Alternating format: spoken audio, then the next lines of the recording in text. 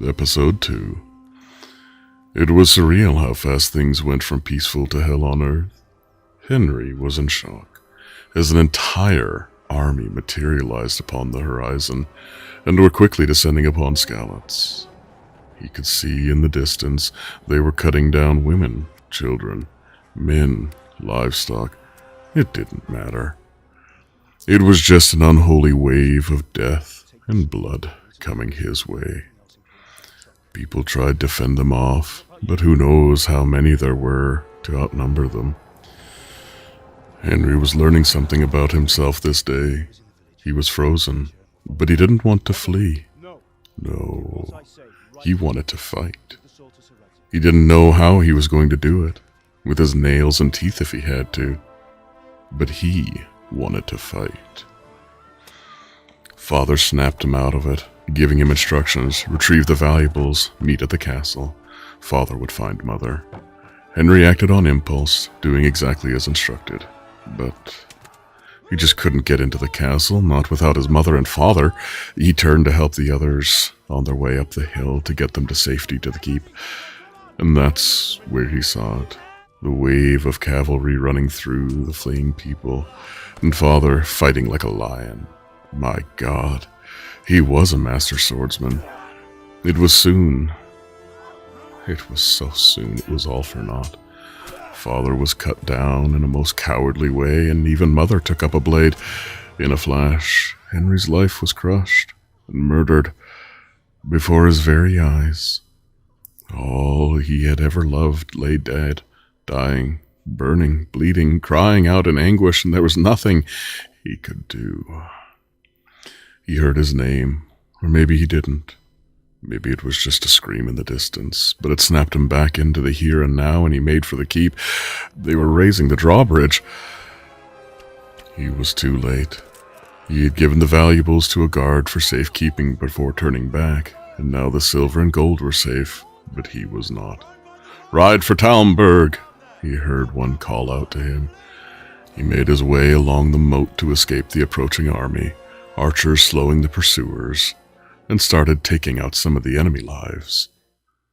Sigismund had descended upon us. The Deutsch, he spit that foul, treasonous filth. We should have done more than throw dung. An arrow whizzed past Henry, his mind transfixing on the path ahead, his thoughts on nothing else but the terrain. For Talmberg.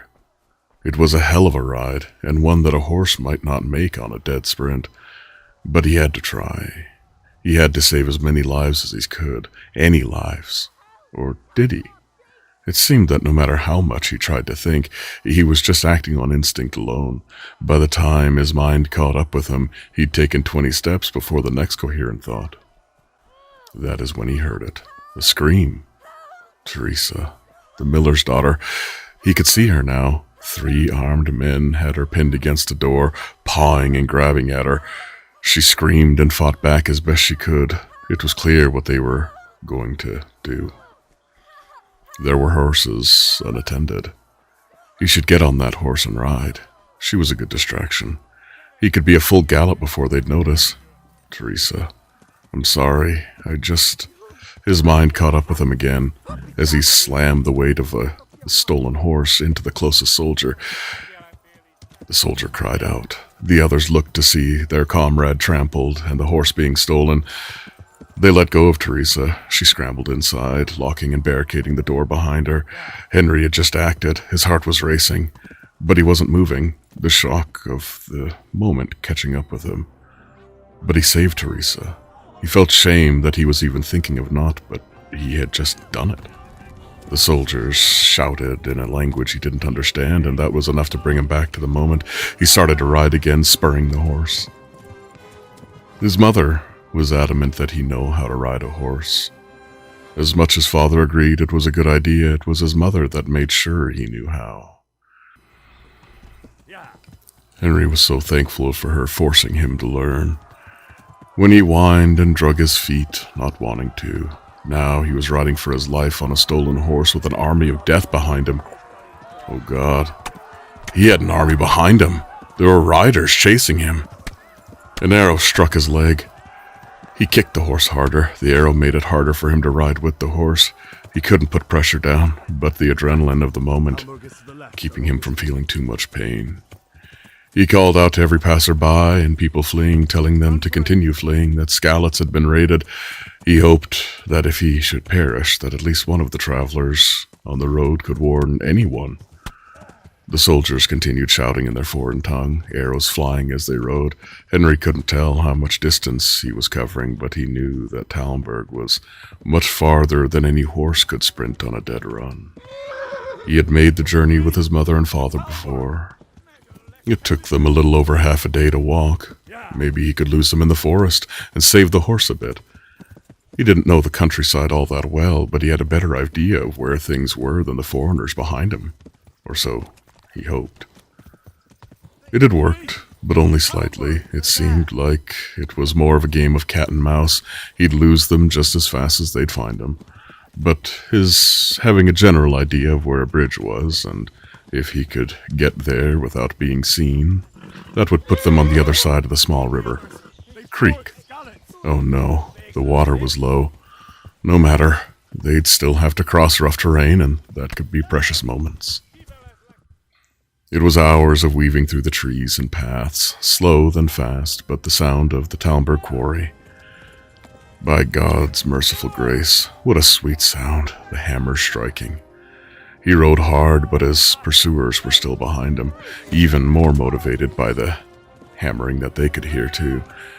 Henry had a lead on them, and if it wasn't for the Talmberg guards firing arrows at them, they might have caught Henry. He rode for the keep like a man possessed. The way was made clear for him by all the soldiers. Then, all at once, his body gave out, and he couldn't stay on the horse.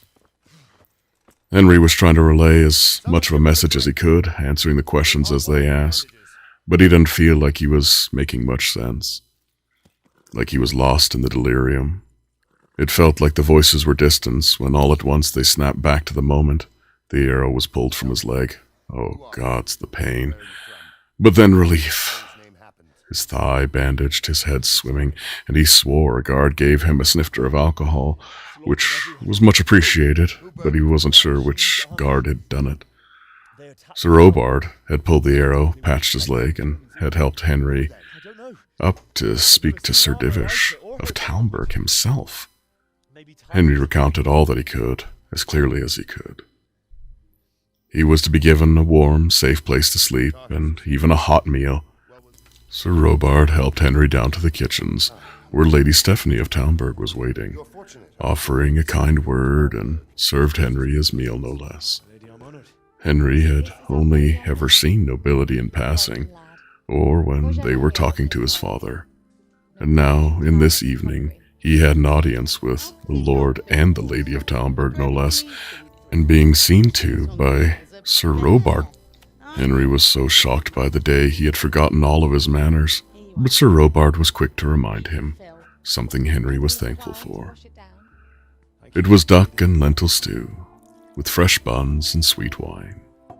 Henry would have savored it, but as soon as the food touched his lips, he wolfed it down greedily, not realizing how hungry he truly was. The servants in the kitchen, the lady, and Sir Robard all quietly laughed, but looked on to Henry with such a saddened countenance for what the poor lad had seen that day.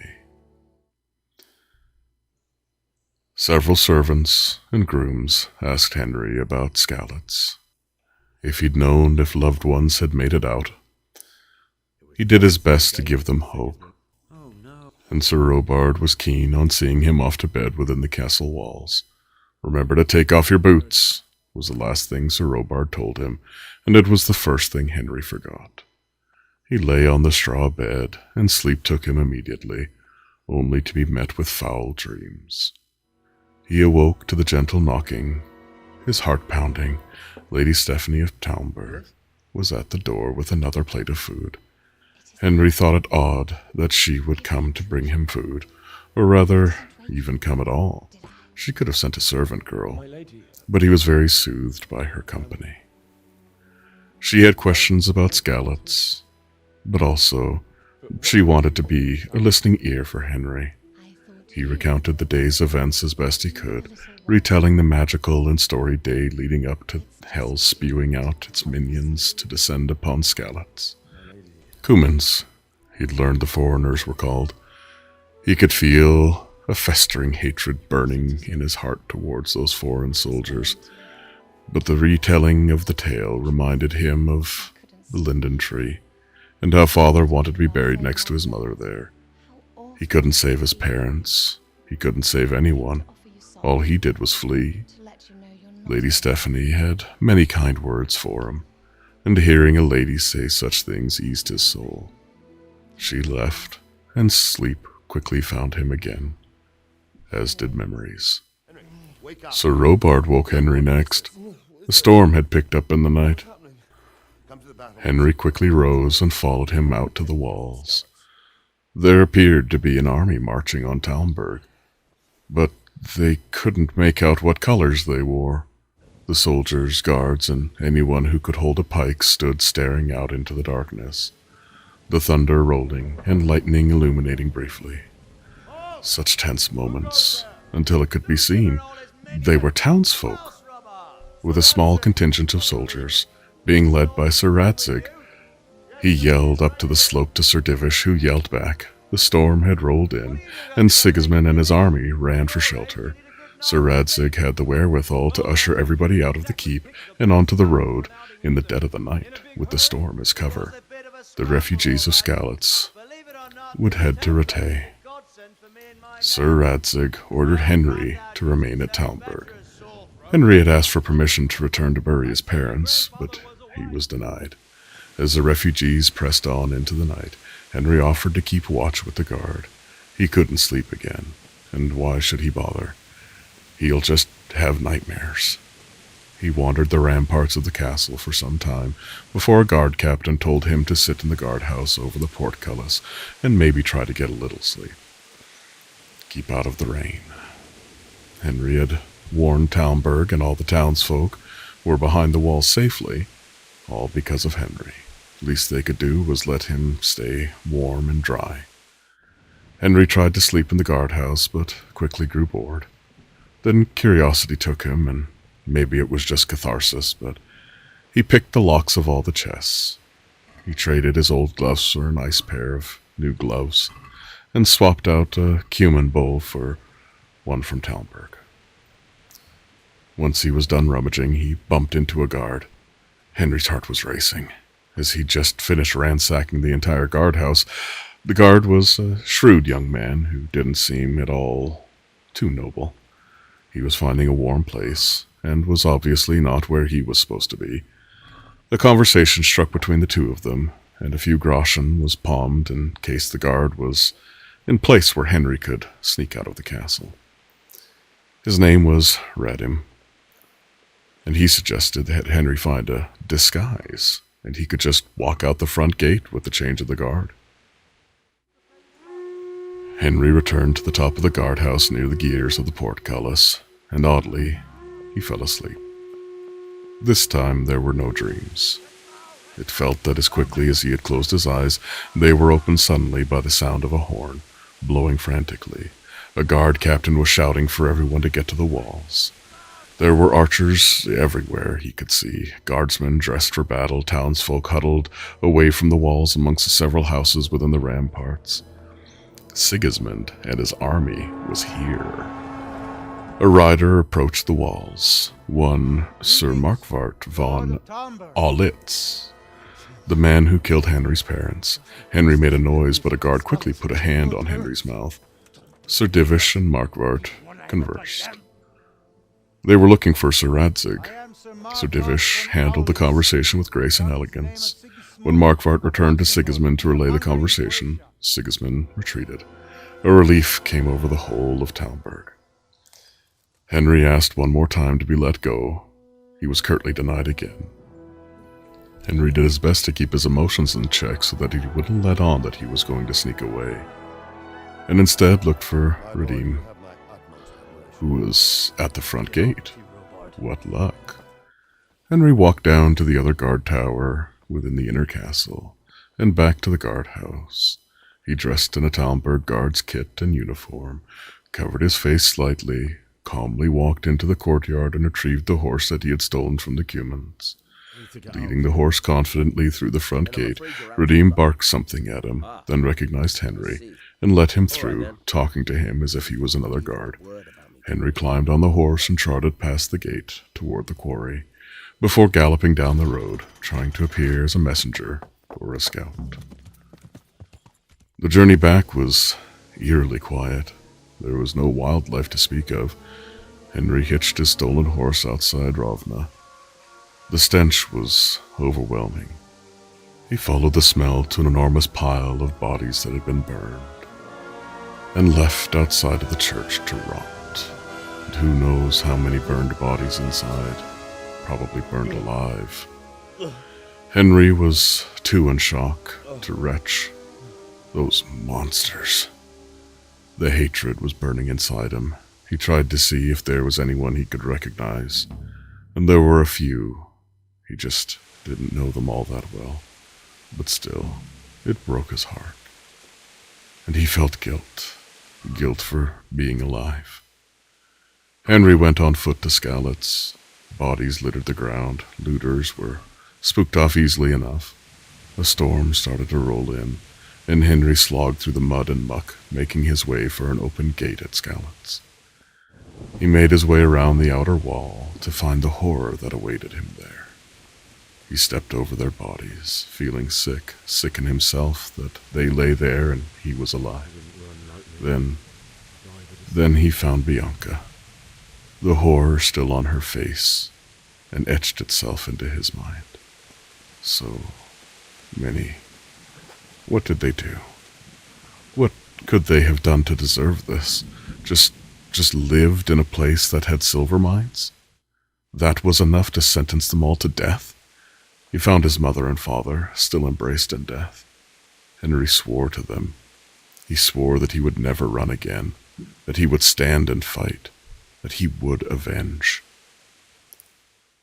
There was a hell of a ruckus coming up behind him, a dog barking and a man yelling. It gave Henry a terrible fright. He clung to Sir Radzig's sword. His confidence peaked as several looters had already run from him at the sight of it.